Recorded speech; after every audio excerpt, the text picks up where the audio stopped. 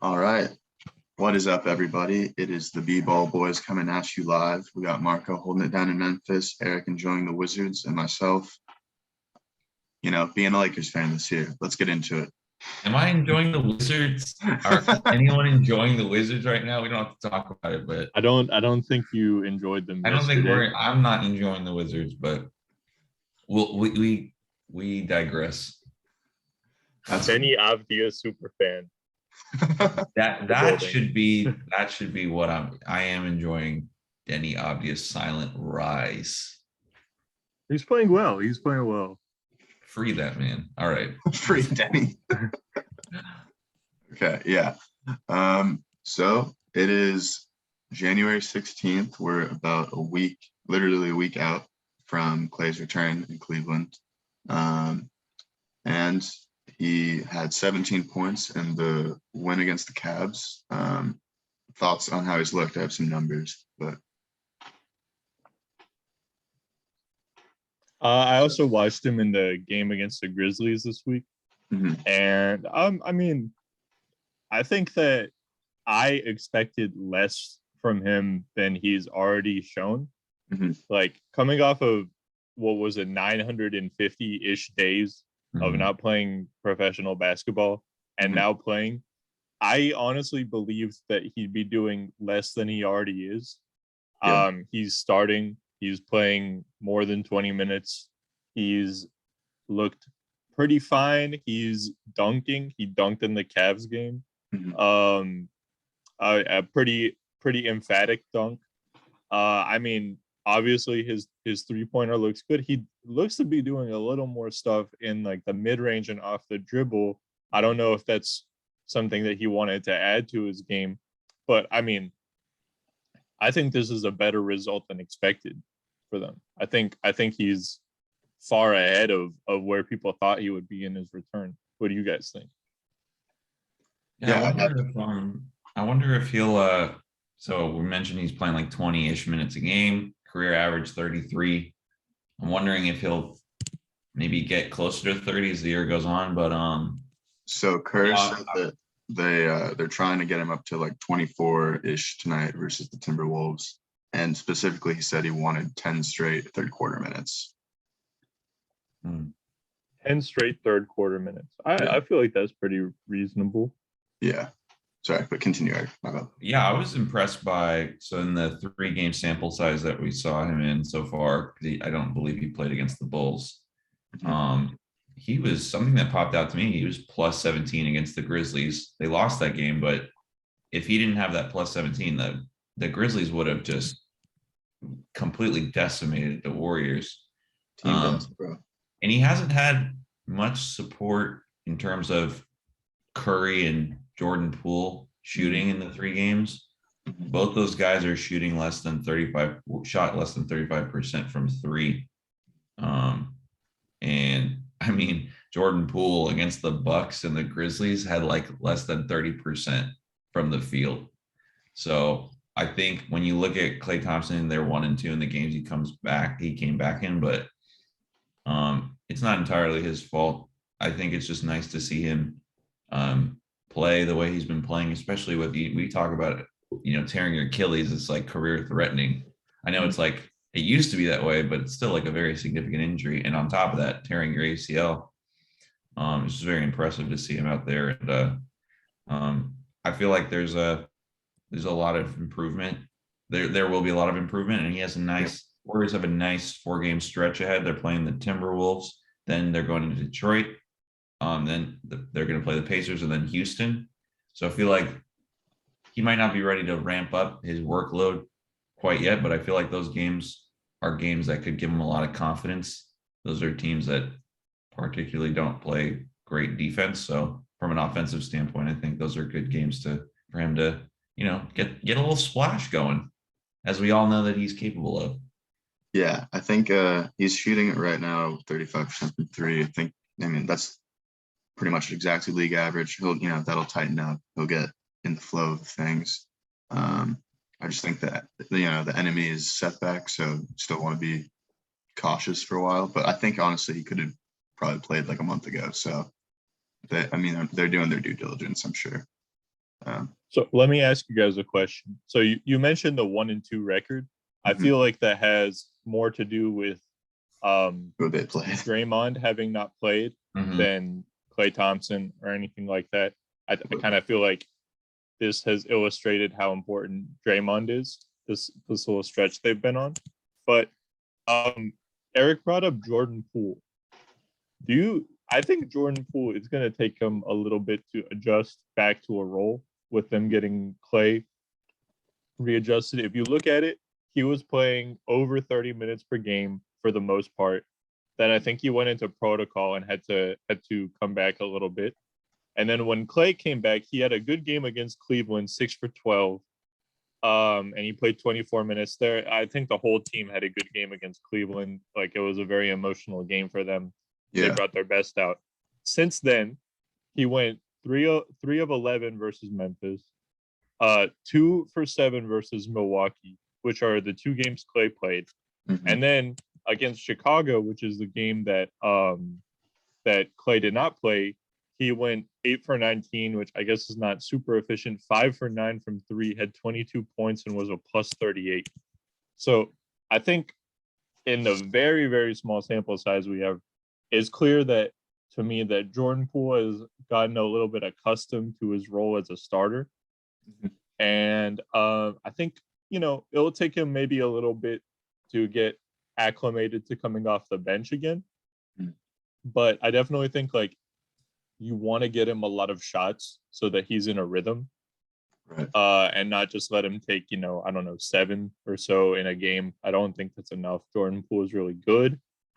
So I think for the next couple of weeks, maybe you'll see a little bit of a down stretch for Jordan Poole. I That's agree. fair. I think I think a lot of people might forget he's so young. He's like 2 years younger than me. And I think he's probably around Marco's age, but like, if you look He's at 22. He's my age. Yeah. Wow. look at his career, he starts off 2019, 2020 playing 22 minutes a game. And that's so Klay is out and then he sees he didn't play much, or he didn't start that much in 2020, 2021. He averaged like 19 minutes a game. Now coming in up to this point, he's averaging 29 minutes a game. So you're a young player, you're up and down in minutes. And I think it's, to add to Marco's point, I think from a veteran perspective of how young he is just in the league, I think that's hard to navigate. Like finding out who you are as a player and the impact that you can have in those minutes. I think there's going to be a little bit of a, not learning curve, but adjustment period for sure. Yeah. I agree. But can we also talk about how Steph needs to shoot better? Like, Yeah. Recently it's just been like pretty it's been subpar to his own standard. It's been like since he broke the record, right? Yeah, so right now this season he's attempted the most threes at any point in his career per game, but it's the second worst 3-point percentage. When I know it's still like halfway through the year, but and by the way, it's 38%, which is like pretty good. That's good, yeah. But to his standard, it's not where he wants to be. But from the field, though, it's like 42% is not great. Yeah. So I think I think we could see a little bit of a shakeup in the standings. I know the Warriors play pretty defense, but if Steph Curry keeps shooting them out of the game, or just not being able to keep up with where we know he can, we might see the Suns rise even more, or the Jazz, or maybe the Grizzlies. I don't know. I mean, the Grizzlies are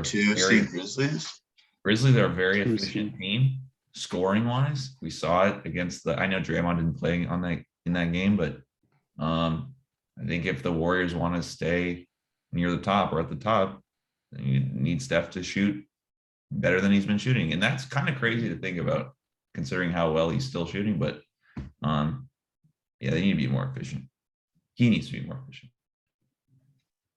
Absolutely. Anything, Marco? when he was chasing that record, I saw a tweet that said that he's playing like a caricature of himself with all the threes he was throwing up. And Okay, you know, like everybody was like, "Oh, he's gonna break Ray Allen's record." To me, you know, it didn't really feel that crazy to me, just because I kind of always knew for like the last several years that he was gonna break the record. So I I I didn't really feel that much when he was going after it, but I was like, he's not really playing like great basketball. They're just kind of winning anyway because their defense is really good, right? I mean, now they don't have Draymond. I don't know how significant he has, like a calf strain or something, so he should be back sometime soon. Don't think it's like a major injury, but you know, I feel like he needs to get back to playing, you know, Steph Curry basketball. Especially the fact that, like Eric mentioned, his field goal percentage is down a lot. His 2% on 2-pointers is down to 48. His career average is 52. But even like last year, he shot 57% from two. You know, he's a really good finisher around the rim with both hands. And I feel like even aside from the three, he's not even like making these layups he normally makes. It's just it's a little tough watching him right now, and people still saying he's the MVP. I just don't believe it. Yeah. Will they slide a little bit? Maybe in the short term. I do kind of feel like they will end up as a 2 seed. I kind of think that if this continues, though, maybe the 1 seed is out of the question. I think Phoenix might lock that up. Yeah, I think Phoenix probably. I mean, still, we're only a little more than halfway through, but yeah, Phoenix probably gets it. I think. I guess you're right. I shouldn't say lock that up, but they'll get a lead on that 1 seed. Yeah, they're 4 games ahead of the Grizz, and only 1.5 ahead of the Warriors. But I think it looks good. The Warriors do have strength of schedule in their favor when you look at it compared to the Suns. The Warriors like 10th easiest, and Phoenix is like 22nd. So that could end up being in their favor. But okay, that's true. That last 2 weeks is going to be critical. Yeah, but yeah, it'd be cool. Sweet. Yeah. Okay. So then we want to talk about Nets Bulls. Oh man, the Bulls very, very bad week in general. Oh my gosh, rough week at the office. Was a rough week for the Bulls. Yes, I don't have that. Yes. So okay, the opening line for that was Nets -2, over under 236.5. The Nets covered, and the over hit with Nets scoring 138, crazy number, and Chicago scoring 112. I was looking at the numbers. Do we think it might not be a big 3, it might be a big 4 with Patty Mills? But they combined for 82. I got something to say about the Patty. Okay, so continue. Just to recap, Patty Mills 6 for 8 from 3, which is great, amazing. Yeah. But if you look at the threes he made, it was a lot of fast break, Patty Mills run to the corner. Nobody is really on him. Harden, KD has the ball. They just swing it over. And Patty Mills, he's kind of one of those players. It's like you give him enough space, give him enough time for him to set. He's going to make threes. I think the Bulls, the reason the Bulls really lost this game was they're not a great 3-point shooting team. Like against the Nets, if you look at the 3 meetings that they've had with the Nets, the Bulls have shot less than 36% from 3 in all 3 of those games. So when you're letting the Nets shoot 53% from 3 and you're shooting closer to a third, you're going to lose. Yeah. And on top of that, they lost the turnover battle. Like really, I mean, the Nets turned the ball over 9 times. The Bulls turned the ball over 17 times. So you're turning the ball over, you're letting Patty Mills get to the corner, no defense, pass it to him, he's set, shoots a 3, makes a 3, you're going to lose. And we didn't mention that Alex Caruso didn't play. I think that's a good matchup for Alex Caruso to just guard a guy. I think that's a fair matchup in terms of defense. But yeah, you can't turn. I think the turnovers really killed them because you give them enough space, they can knock down threes. Agreed. I kind of feel like you pointed out something correct, which is, I mean, look, like you can make any amount of threes in any game, right? They're all NBA teams. They practice 3-point shooting all the time, but these are like Patty Mills practice shots. Right. You know, like these aren't tough shots. We got them in the flow of the offense. Like, we're happy with them even if he goes 0 for 8 because it was the right shot, right? Like, I kind of feel like it's apparent to me, and I've been saying this for a little bit, like that the Nets and the Bucks, I still think are the favorites in the West, even though the Bulls were the 1 seed. I don't think they're the 1 seed anymore right now. But I was telling some people, I was like, look, I kind of don't think they're in like the same tier. And I think part of the reason is they just don't have an answer for the true contenders that I believe star players.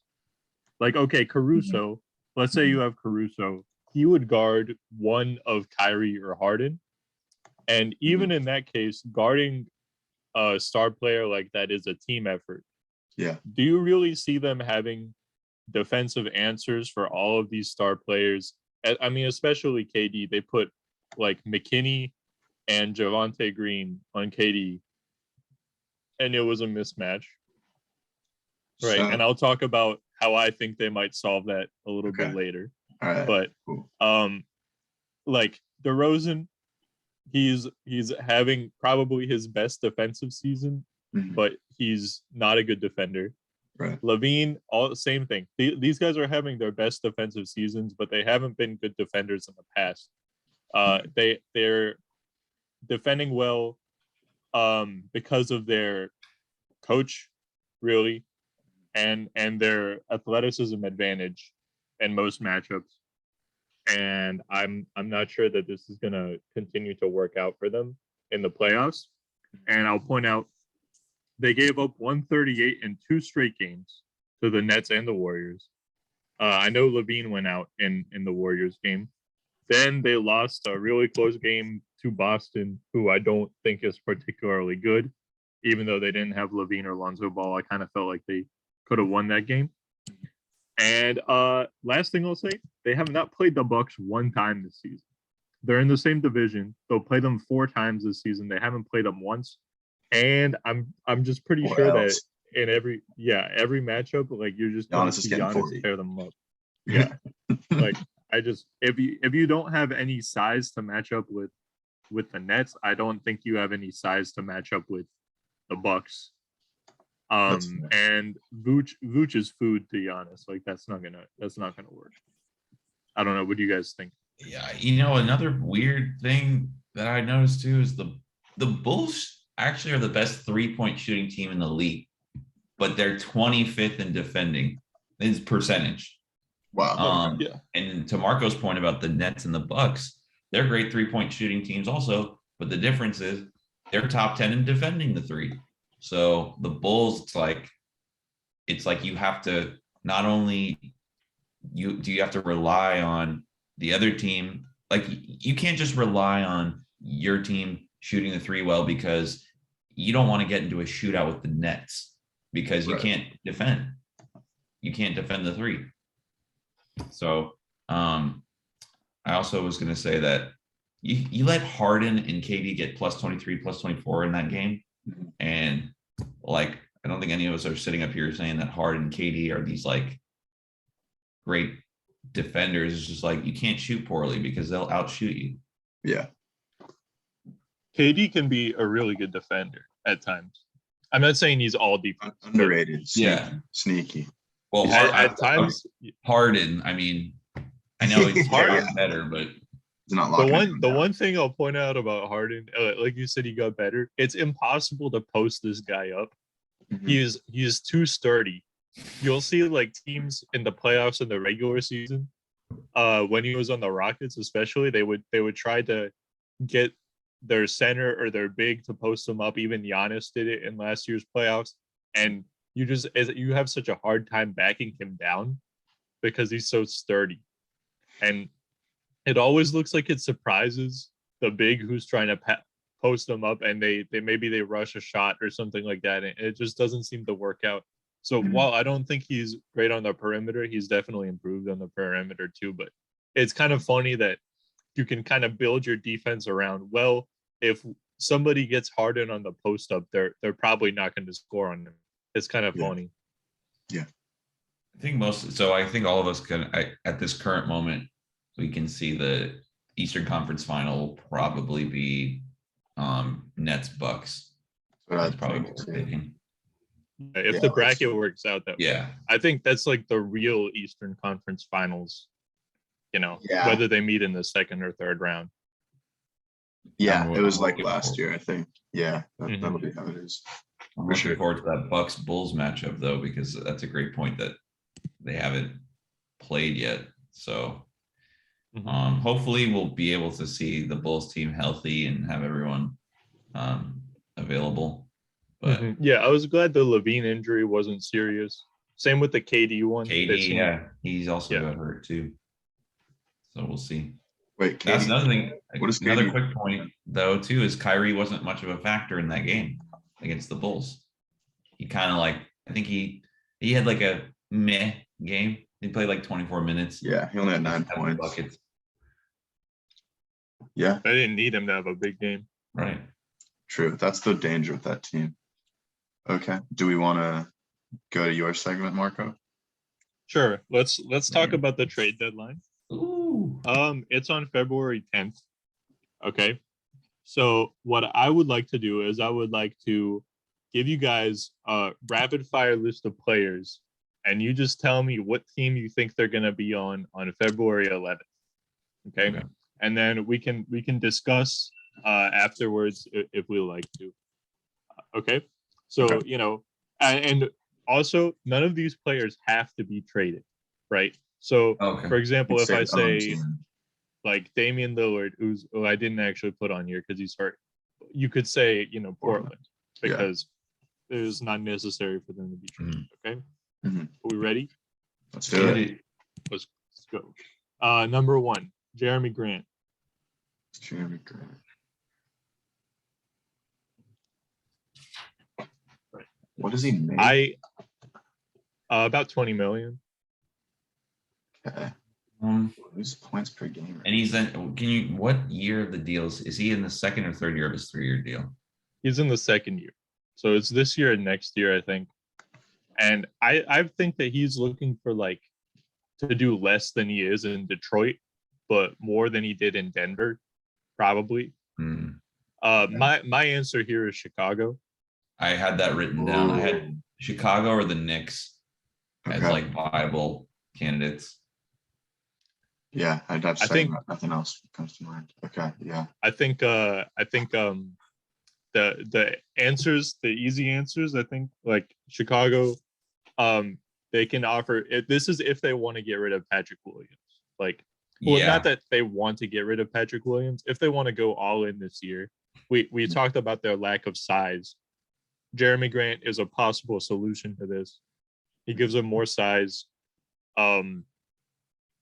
And you would probably have to give a Patrick Williams for this. I think another answer is Atlanta, but I don't really know what Atlanta is doing. They might miss the play-in entirely. They have not won a home game since November 22nd. Oh my gosh.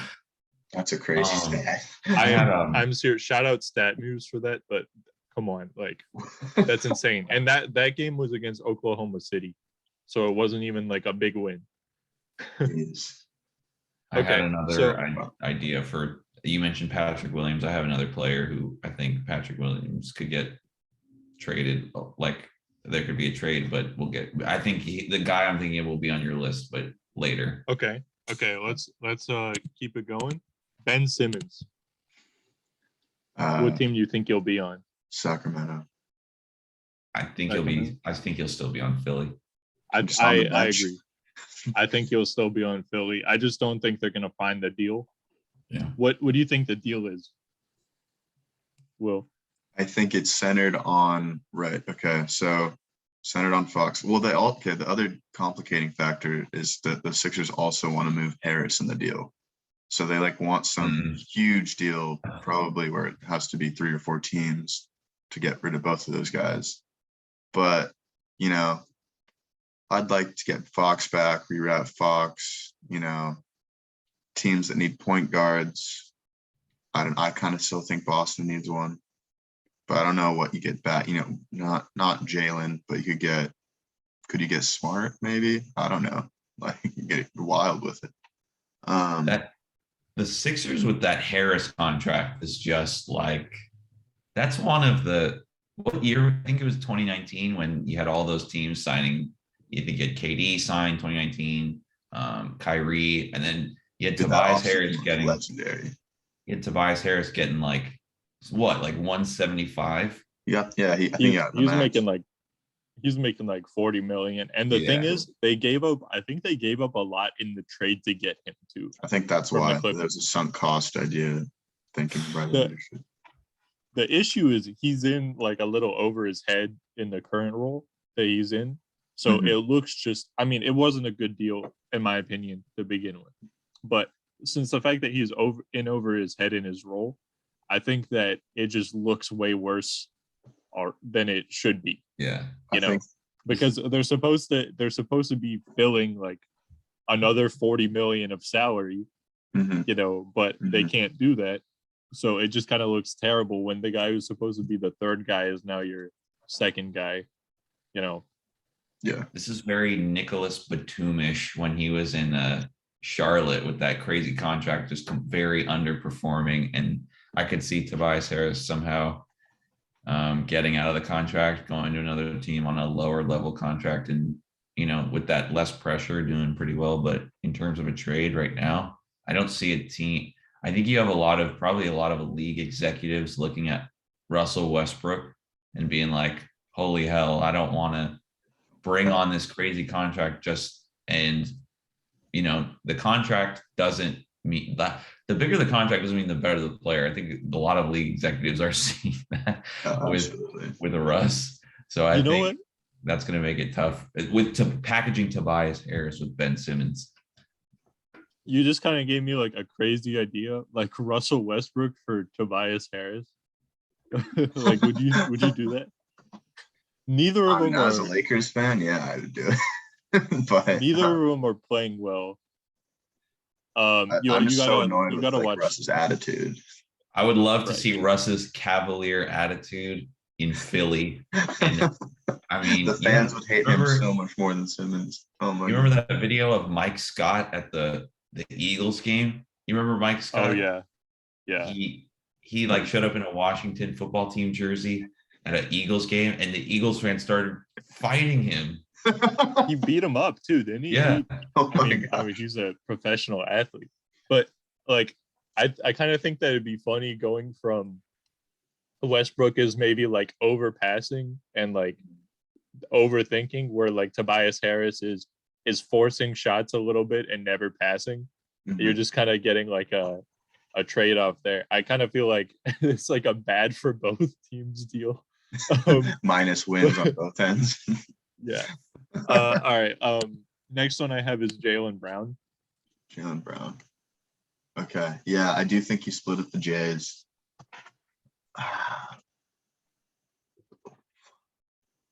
Is it the year to do it? Yeah, it probably is. You want to ship him west? I'm sticking with Boston. I'm sticking with him mainly because I don't see Brad Stevens as a guy that is an executive to like, he just doesn't seem like very progressive in the moves, like making moves like that.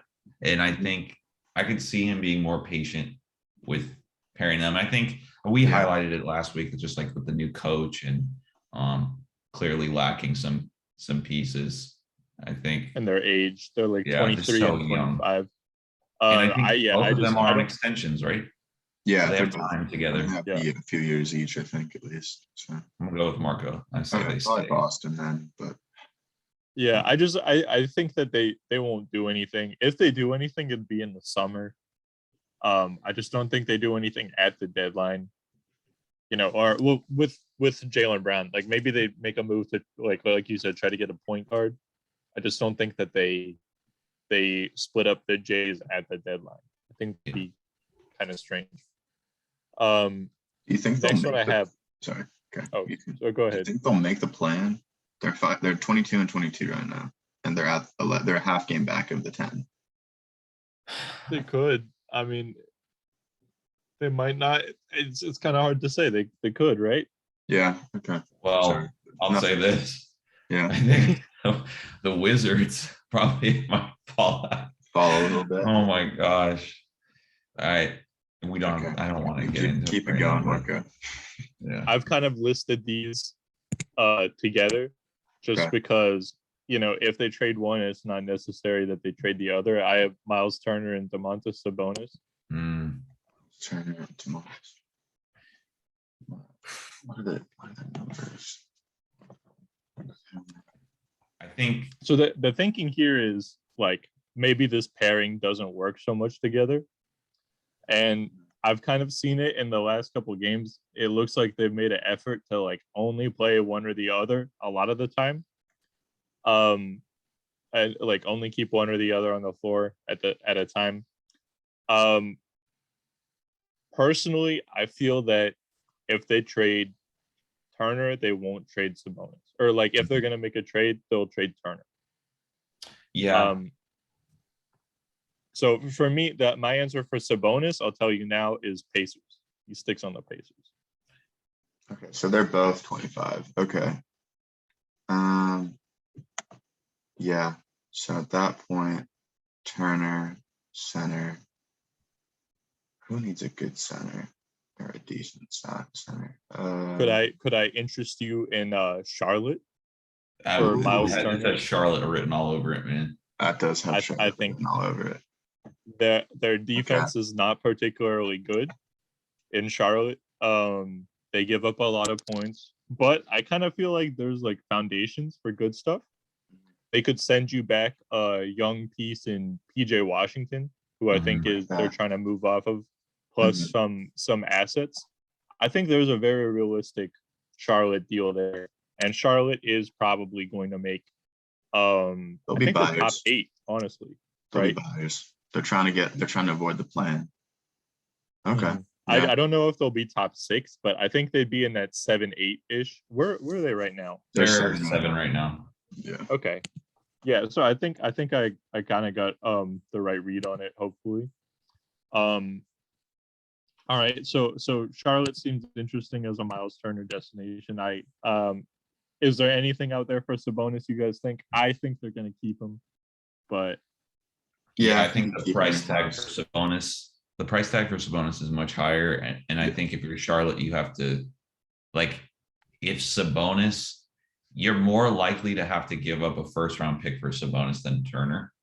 So I think if you're Charlotte, if you're like, okay, you know what, we're doing pretty well this year, and we probably won't have a lottery pick, then let's just get rid of our first round pick and try to package a deal for Sabonis. If they really, I think just from like Sabonis being an all-star, like, I guess you could say he's the better player. I won't go into fit, but like, I think he's if more talented. Yeah. So I think it depends on if the Hornets are going to be like quote unquote cheap. If they're like, we need an upgrade at center, but we don't want to give up a first round pick, I think you have a better chance of getting Turner without giving up a first round pick. So I think it depends on what the Hornets, either way, one of those two guys will be a Charlotte Hornet. Yeah. Just a matter of take alarms. Okay. Yeah. It's either them or Nurkic. That's what I have in mind for Charlotte. But like I think another turn. Did you say it's either them or who? Nurkic. Okay. Ooh, okay. Like my thinking is that even Miles Turner they'd have to give up a first round pick for, but Sabonis they'd have to give up multiple first round picks. Yeah. Which is something that you don't want to do. You can only really do that once. You know what I mean? Every several years, give up multiple first round picks. And I think they already don't have their first round pick this year. I think they traded it to New York at the draft. And that was actually the pick that New York traded to Atlanta for Cam Reddish.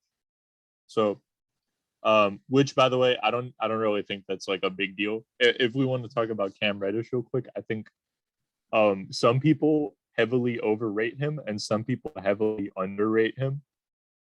You know, I don't know if you guys have any strong feelings on Cam Reddish. I kind of think that he's still has potential. He's fine.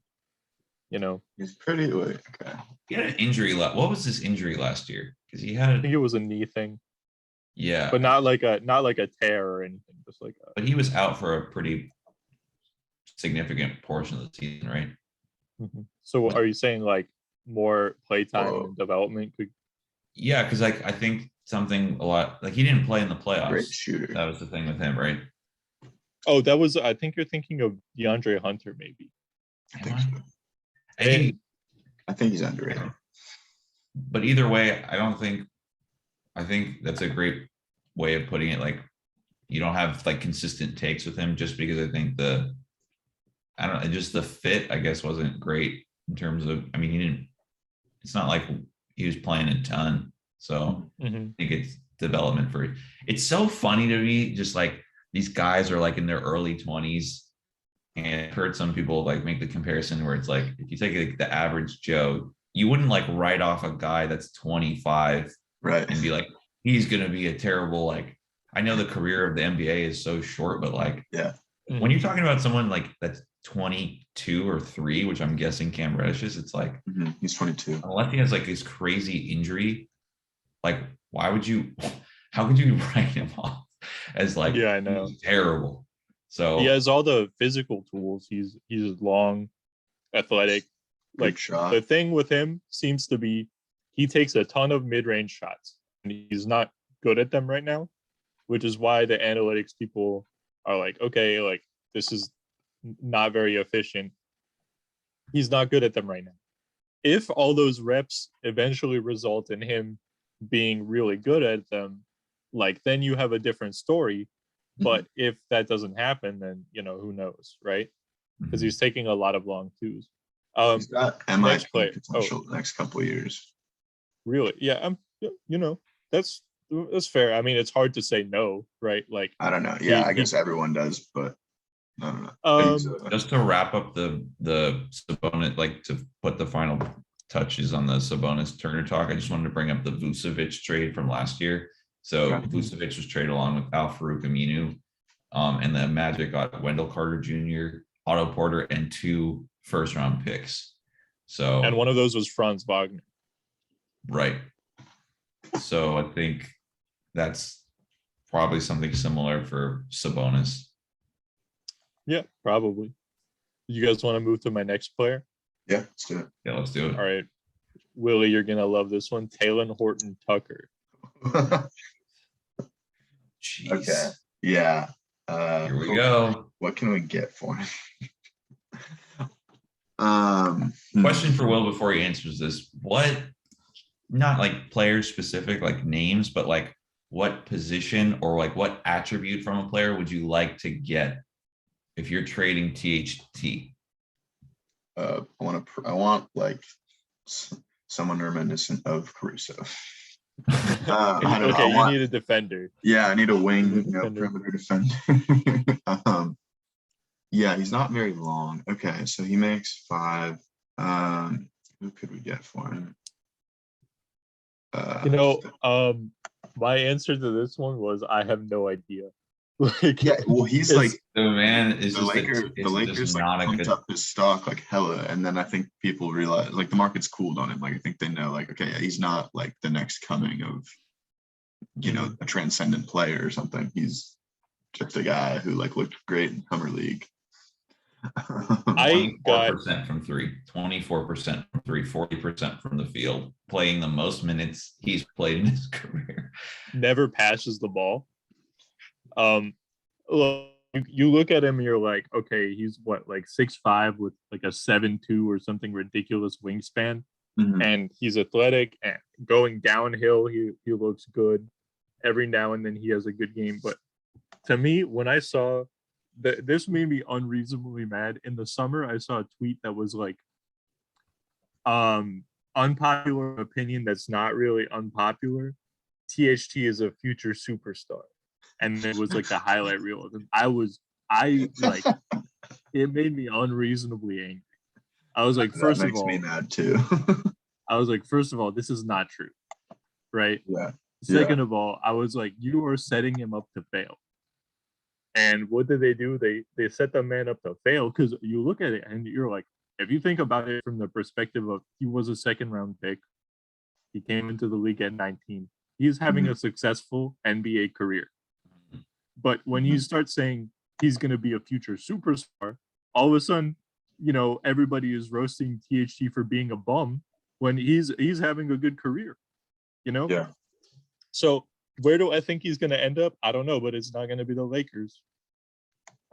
Yeah. If you got any ideas, let me know. I'm just struggling, since he seems like such an albatross to me, kind of. They need a defender that's under the age of 30 years old. Yeah.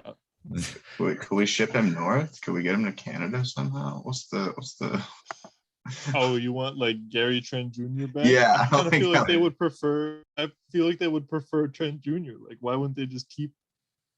Is there and are you- Toronto is how having low? He's also young. Okay, I think THT is actually older than him. No, he's younger. TJ But having a really, like, Toronto's having a little resurgence here. Like, I don't think that they want to break it up. I think they like what's going on. And his stats, Gary Trent Jr. is like, he's not playing anywhere near where he played like in the bubble. So yeah. I mean, yeah. So honestly, he probably just ends up staying on the Lakers. That's my, opinion, because I don't think there's going to be a ton of interest. I think he gets traded, but I think it's impossible to predict who he gets traded for. He's got like salary filler vibes, like a little. Yeah, bit. he's very contract is very movable. I just it's so hard to tell where he would end up. I don't know. If you have any ideas, please let me know. Definitely dependent on the Lakers' panic level at the trade deadline. I could argue that they need to panic, especially after last night. But I think we'll see if maybe a team, like, something happens in the next couple of weeks and a team shites them. I guess that's the best way to put it. And they're like, okay, well, you clearly need this if you even want to make the play-in. So give me THT and I don't know. I just think like Marco said, super unpredictable. But I think the Lakers, they're panicking right now. I don't care. Like Russ, like we could go in on his attitude or whatever, but like I watched that post-game interview, acted like nothing was wrong. Like in the way he was saying, oh yeah, we just need to play harder. Well, yeah. I want to talk about Russell Westbrook because he's my next player on the list. That's perfect. I don't think that he had a bad game last night, actually, against Denver. Not at all. And they lost by almost 40. LeBron was kind of stat padding in the early fourth quarter, down 30 a little bit. He does that. He's been doing that a couple times this season just because they're so bad. Russ, I think it's near impossible to find a trade for him, right? Oh, but it's crazy that you could almost say that you could probably say this definitively. Kuzma is a better player straight up than Westbrook is. Trade and match for that. Like, you can't because of matching salaries or whatever. But like, yeah. I mean, why would the Wizards do that? Like, and the Wizards got the better player in the deal. And probably. Other stuff. And other stuff, right? Yeah. Like KCP, who I think is very good, right? Montrez. This is genuinely one of the craziest trade fleeces ever. I love that word, fleece. Yeah. So it's just insane. And I don't think that you can find a trade for Westbrook. But the funny thing to me, and you guys, if you think of anything for Westbrook, I don't think he's getting traded for John Wall again. I don't think that Tobias Harris thing I mentioned is real. Yeah. If you think of anything for Westbrook, feel free to let me know here. But I will say Westbrook's brother going into Twitter Spaces with Lakers fans Yeah. to defend his brother is genuinely hilarious. And I was in this Twitter space last night when Westbrook's brother was saying some completely out of pocket stuff, saying that Ray Westbrook was saying that Russell Westbrook reinvented the bank shot and that Steven Adams was a dominant big man in Oklahoma City. Dominant, and then they asked him what he meant by dominant, and he said that guy averaged 22 and 10. And then he corrected himself and he said 18 and 10. Look, I think Steven Adams' career high in points per game is like 13. He's like he's really good big man. I don't think you would say he's dominant. If you say dominant, I expect like an all-star, right? Yeah, exactly. Yeah, That's exactly 25 and 12. This dude, like, you got Russell Westbrook's brother going in there saying like, you guys haven't played basketball, like you don't know. And he's like, none of Russ's teammates ever complained about him. It was like, that's not the point. You know what I mean? It's like, yeah. Oh man, You know why? I know why they don't complain about him? The man has such a big personality. You think, hey, Russ, you're really mucking it up. You think Russ is just gonna sit there and take that? Russ has such a big personality. You can't. He's one of those people he probably doesn't take criticism all that well. And I'm not saying that a lot of us do, but like the man has such a big personality. Like it's literally like a mob boss saying like, hey, nobody complains about me. Yeah, because everyone's afraid of you. Nobody, you're on such a high level. Nobody feels like they're in a spot to criticize you. You know what's crazy? And like, stop me at any time if you think of a viable trade for Russell Westbrook. But I think the issue is people have to realize like him playing bad now doesn't mean that he was bad in the past. Mm-hmm. I thought literally like before this, he was good like everywhere. I thought he was really good in Houston. Until they like traded. When they really didn't commit into small ball, he was sick. He had that great. Yeah. Prior to the bubble, they were playing really well together. And like that last couple months, it took him a while to get accustomed to Harden. Mm-hmm. I don't think that's going to happen again. It took him a while to get accustomed in Washington, and then I started to think he was playing really well. But people really take away. They're like, oh, he was stat padding this entire time. Like all those triple doubles were fake and stuff like that. I think people have to realize, like in Oklahoma City, when he had a triple double, there were years when they had a 70 to 80% win rate when you got triple doubles, right? Down in Washington, that was in like the mid 50s, so this has been going down for a while. And I think it's just about like the quality of teams that he's playing with. And now it's down around 50%. Like when Russ has a triple double, do the Lakers win or not? It's pretty small sample size, right? Just because he's not as effective now doesn't mean that he was less effective back then or that it was like fake back then or something like that. And I really just don't like that narrative. But I don't think there's a trade for him. He has a 142 and 51 record in triple doubles. So it's like 142 and what? 51. Yeah. So fantastic. He was like almost 75% of the time. It's incredible. And that was higher prior to the last two seasons. Yeah. Right. Like that percentage. I mean, just about the game last night, when you get a guy, not that this matters at all, but when you have a guy named Bones Highland shooting 60% from three. Dude, Bones is good. Dude, everyone on the Nuggets made a three except for one player. Every player that played last night made 1 3. They shot 57% from three last night. I mean, look, Bones is really good. Like 60% from three. You'll have a game where you shoot 60%. You'll have a game where you shoot 20%. At the end of the day, like it averages out. Bones is a good shooter. Bones. I think Bones is this year's Emmanuel Quickly. So I'm not like Bones. Like it's embarrassing to lose to Bones Highland. No, I just like think the guy's name is Bones. I think that's awesome. That's a really Yeah. sick. That's not his real It's a name, nickname. but It's not his Nashon? name is Nashawn, yeah. Yeah. that's But Bones. I love think it. he's like this year's version of Quickly. So I watch a lot of Nuggets games. He's pretty good. Bro, the Lakers defense is just terrible, and we highlighted the Nuggets defense is not great. Something I noticed in that game. First of all, they knew they could not go LeBron at center that game. They Mhm. played both Dwight and DJ. Mhm. When Dwight got his third foul in the first half, they tried to go small at center, and I think it literally ended in 3 Jeff Green buckets at the basket. Straight, 3 straight buckets at the basket for Jeff Green, like dunks and layups. It was and all assisted by Jokic because they just got the ball in the post. The Lakers came to double. He hit the cutter. They were too small, and Jeff Green is dunking on you.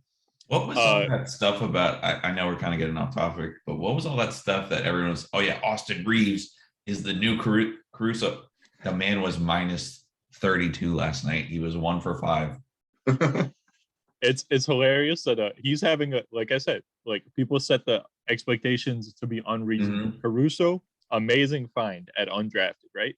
Austin Reeves, great also value. probably a plus expected value undrafted find. Yeah. But we're comparing him to like one of the best undrafted finds in recent memory. Like, stop. Yeah. Like, Austin Reeves is going to be like a decent NBA player for a while, right? Can we stop comparing him to Caruso? It's driving me crazy. And there's a lot of Lakers. There's a lot of Lakers fans who do this. He can't be more than 21, right? He's young as hell. We are prone to hyperbole. The next guys I have on my list, I don't mean to cut you guys off, but trying to get us back on topic a little bit. Yep. The next 4 guys are all on the Sacramento Kings. Okay. Let's go. So, Harrison Barnes is the first one I have. Harrison Barnes. Okay.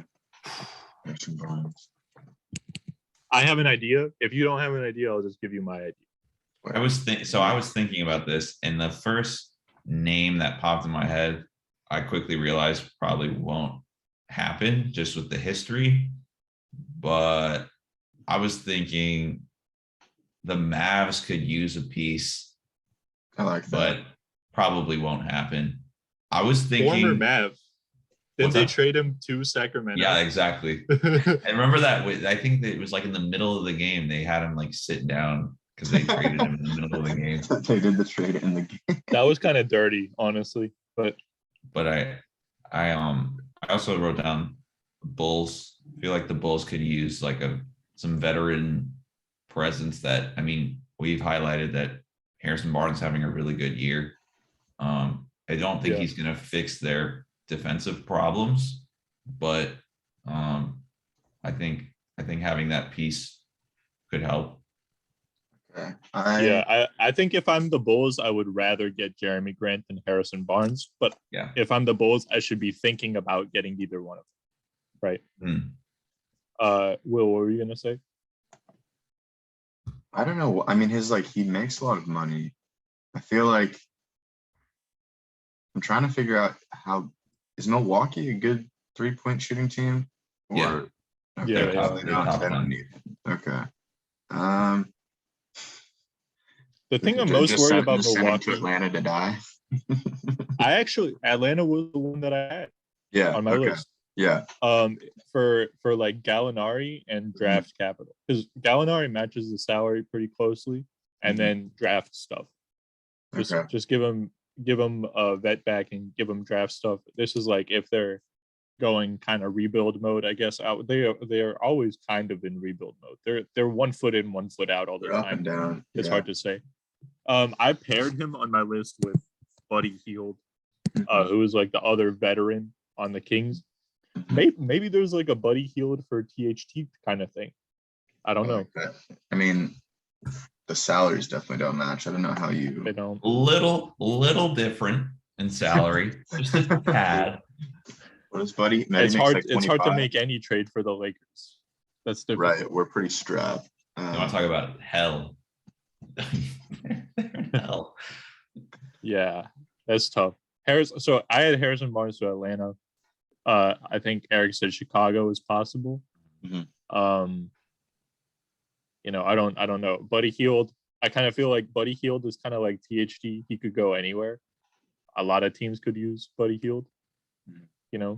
Yeah. I think, yeah, like you're saying, it's Miami. What's Miami shooting from deep?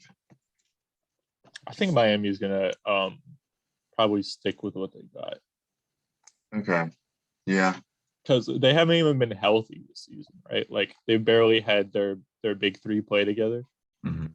Mhm. And then they got Tyler Hero and Duncan Robinson who kind of do Buddy Hield-ish stuff, Hield-ish. Okay, so we got, along with that, I also have Fox and Halliburton. Right I off the personally, I bat. don't think that they move both. Right off the bat, I feel like you got to keep Halliburton. I think that's just it's too valuable just Here we go. because the rookie contract. You have a larger sample size with De'Aaron Fox. I also think teams might might have more confidence in trading for De'Aaron Fox just because they kind of know what they're getting with a little more NBA experience. The drawback is the contract. You got to find probably a matching contract. Mhm. But my bet is I'm going to say Halliburton stays in Sacramento, and then De'Aaron Fox. Man, wouldn't it be interesting to see him in Boston somehow, some way? I like that. I like You that. got De'Aaron Fox and then Brown and Tatum. That would be interesting. I have that's the no problem. idea how you get there without giving up Brown, Tatum, or Robert Williams, which I think now they don't want to give up either.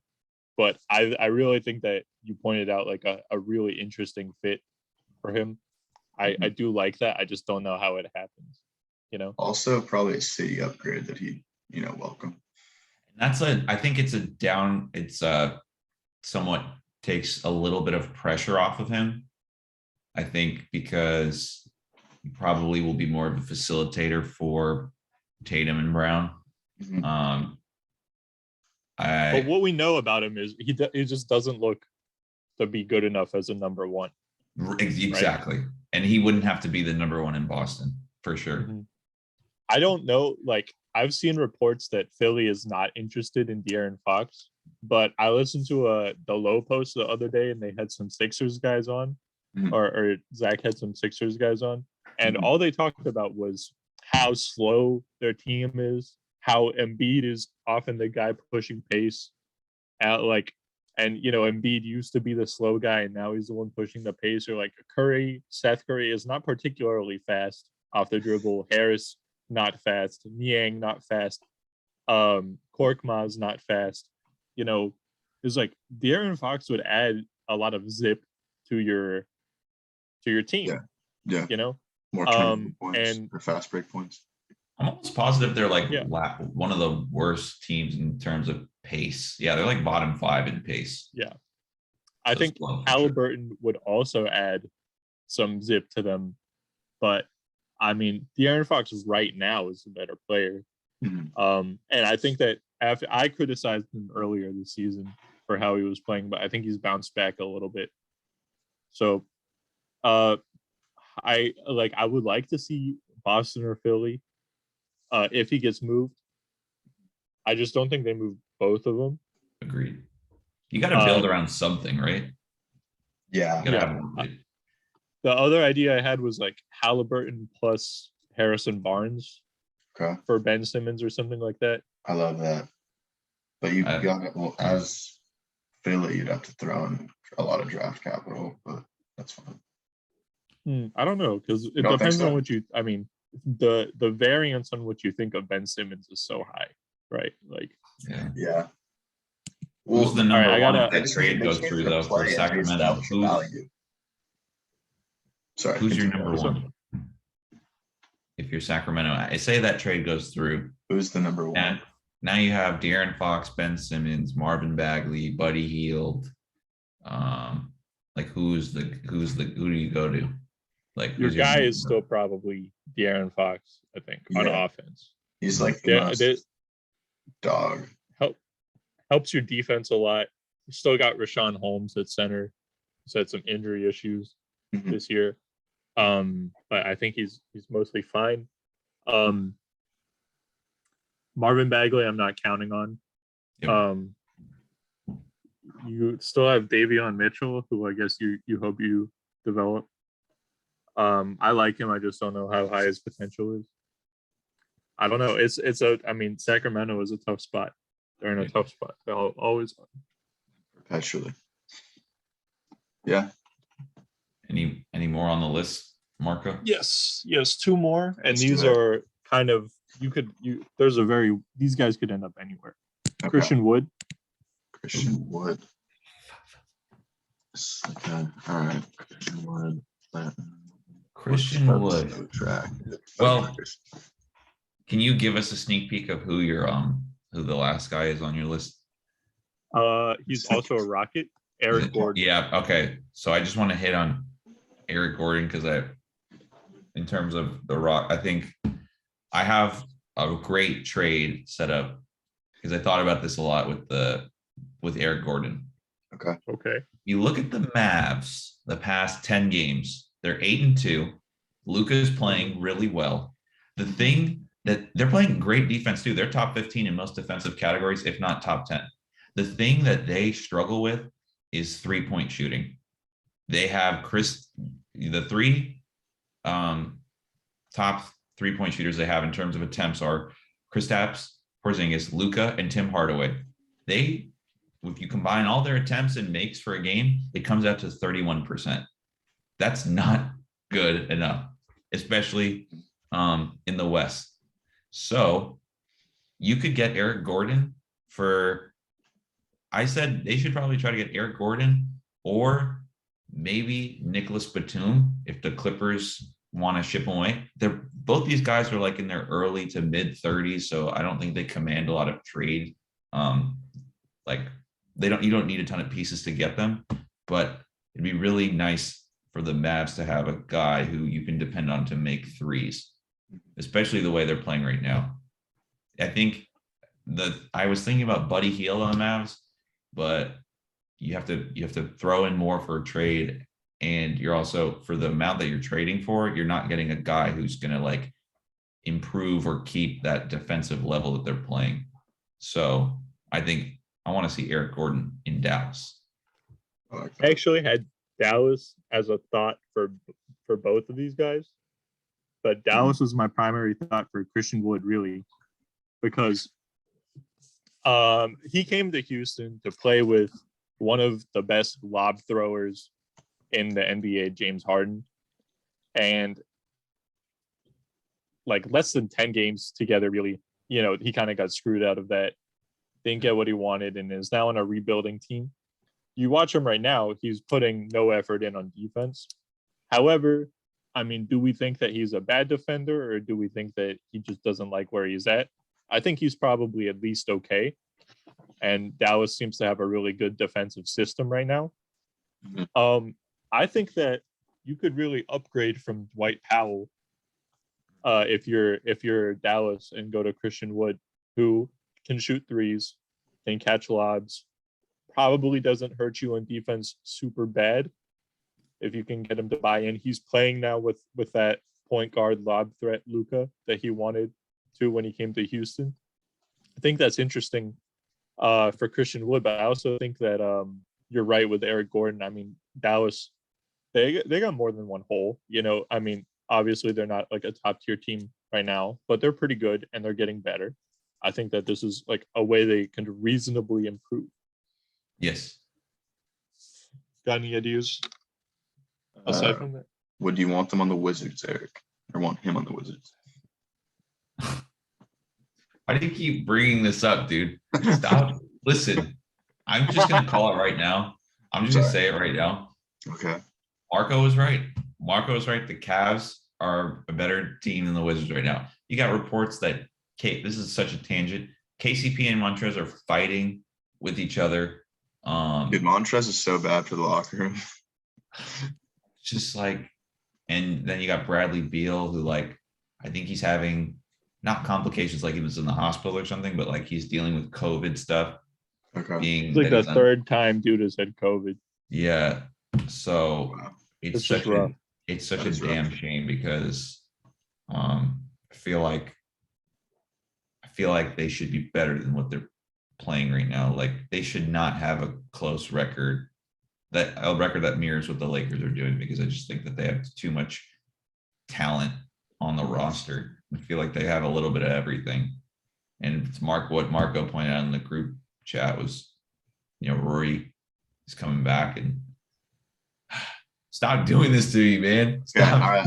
I'll lay back. I'll lay No, back. but do I think he should get him? I don't know. If I'm the Wizards, I just feel like Wizards are in a weird spot because we don't know if Kuz wants to be in Washington long term. We don't know if any of those Lakers guys really want to be in Washington long term. Mhm. And on top of that, I can one of you guys remind me if Bradley Beal, his extension still up in the air? He hasn't signed anything yet. I don't think he's. Yeah. I don't think he's signed anything. He's probably not going to leave because when he does become extension eligible, I think it's more money to stay in Washington and then probably give it like a fair shot and then ask for a trade if it doesn't work. Yeah. I mean, nobody ever really says Bradley Beal wants out, right? Like, Yeah, he's one of the guys who he's not on the Dame level of like I'm never leaving or whatever, but he seems oddly, content to try to keep it or right the ship at least. So yeah, nobody ever says like, well, everybody like speculates, oh, Beal wants out, Beal wants out. Have you ever heard anything from Beal himself that indicates that?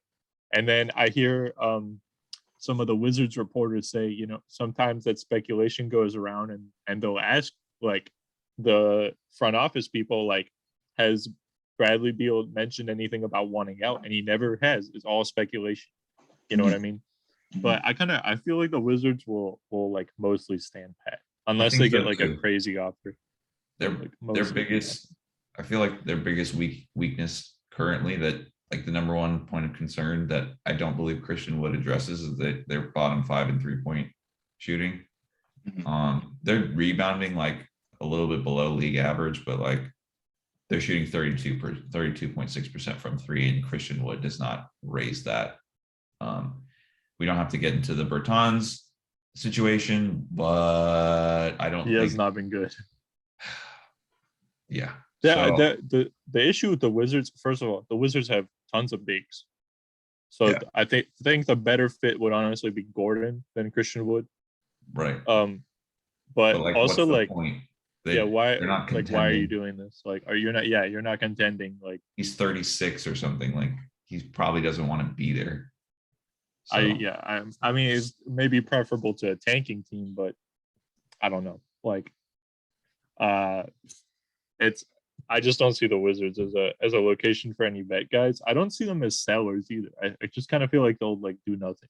I think so too. And I mean, I think they're in a similar, when you look at like compare the Wizards and the Celtics, it's not like 1-to-1, but like new head coach, some young pieces.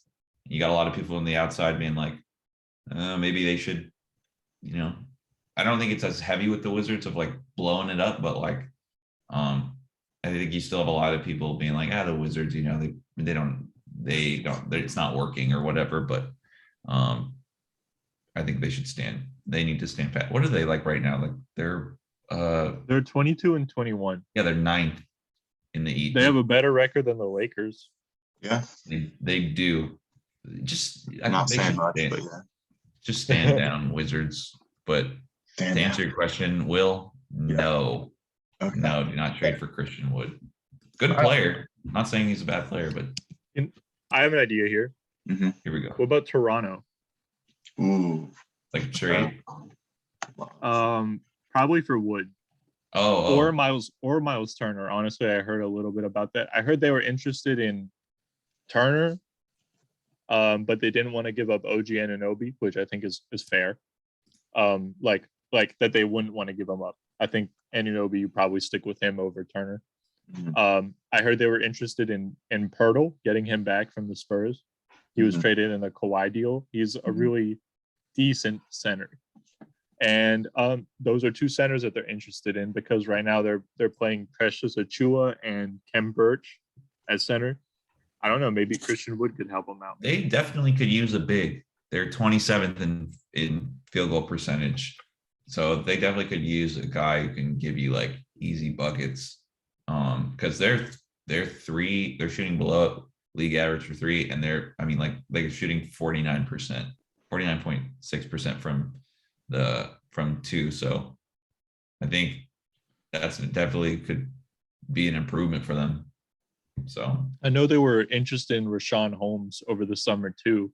Like I think they don't need like a huge big, like a Valanciunas type big. Not saying that he's on the trade block or anything. Like I think they are cool with like a smaller big because a lot of the time they want to go with these switchy lineups. In fact, recently they have had some stretches where they play Siakam at center. You know, so I kind of think Wood could be interesting for them. They're having after a rough start, they finally got all their guys back. Van Vliet is playing like an all-star. I could maybe see, this is not the youngest team ever. I could maybe see them making a move for another center. Yeah. I think you're right. Okay. That concludes my list. That's all the guys. I have one more player, and I know we're like Okay. running a little bit over, but where do you, okay, so there's like, I've heard rumors that Atlanta might trade John Collins. Just real quick, where would you like to see him, even if it's probably out there? John Collins. Okay. The guy can get rebounds. So I was thinking, I think that you have the Bulls and the 76ers who are like dead, like the Bulls are dead last and the 76ers are second to last in like total rebounds. So the thing is, I told you I listened to the low post with the Sixers guys. They talked about John Collins maybe in like a package for Ben. The concern, I don't see this as a huge concern maybe, but it sounds like John Collins doesn't like what his role currently is. He has effectively ceded most of his lob catches to Clint Capella. He's spotting up a lot of the time, but he's only shooting 3.5 threes a game. So I don't know, maybe if you give him a little bit more of an offensive role, he would be happy with landing in Philly. I think he's a good fit next to Embiid. He's a four who can shoot 40% from three. And if you told him like you can shoot more a game, I don't think that he would be hesitant to shoot more a game. I don't know. Maybe Atlanta could package. Atlanta really needs help on defense. Maybe they could package some stuff and make a move that includes John Collins plus other stuff and land Ben Simmons. That's fair. The only other team I'm I ranked by rebounds per game, and like the Sixers are the bottom at 42.1 a game. But the only other teams that are in like the bottom 8 are the Clippers and the Nuggets, I think, that, have any real playoff hopes, I guess. So those spots maybe, but I don't know, those don't pop for me. Clippers don't have assets. No. Yeah. They owe them all to Oklahoma City. Yeah. Right? Like a lot of teams. And I don't think they're trading Terrence Mann or Brandon Boston. Or Keon Terrence Johnson. Mann is too, upside. Too much upside. Yeah. The Nuggets, I also kind of think that, they tried to trade Bol, but like the physical failed. Look, I think at the 4, they're sticking with Aaron Gordon probably. Aaron Gordon fits really well. And I don't know, maybe John Collins is better, but do you really feel the need to make that move? Yeah, probably not. You're just waiting for people. Both of those teams are just waiting for people to come back from injury, right? That's true. They have acquisitions in-house. Okay. Yeah. So the Sixers is what we've landed on, we think, maybe. Yeah, I think Sixers would be interesting. I think Cool. Sixers or he stays on Atlanta. Yeah. Like, Do you think, I guess we can wrap up the episode with this. What do you think is more likely, Ben Simmons in Atlanta or in Sacramento? Do you think that they'd trade him to the team that they flamed out against? Like, I don't know if they do that. Like, but there probably is an easier trade to make there. So that's what I'm thinking. I think it would be an easier trade. I think that those are the top two most likely Ben Simmons destinations, aside from Philly. I know that we landed on like he probably won't get traded at all, but those seem like the top two most likely. I'm gonna say Sacramento just because they probably want to get as far away from him as possible. Yeah, play him only 2 times a year. Play him only 2 times a year. Have almost no chance to play him in the playoffs. Yeah. Like 0. Like just in case it works, right? Right. Like let's say you meet Atlanta again, then you might in the playoffs, like you might have some sort of, it could go either way, honestly, where he gets like rattled in Philly, or he has like a revenge series. Yeah. Who even knows, But I kind of feel like Sacramento. My thinking is the Sacramento Harrison Barnes plus Tyrese Halliburton deal is like the more likely one. But I think like I said earlier, those are the top two most likely. If Ben Simmons gets traded, where is he going to go? Places. Yeah, I agree. But I would say Sac too. Sac is better. More likely, at least. Well, I think that wraps the first inaugural, well, that's redundant, the inaugural B+Ball Boys podcast. Thank you, guys, for, coming out and showing up. No, Will. Thank you. Thanks, y'all. Let's watch some basketball this week. Let's watch some basketball this week, boys. All right. Peace out.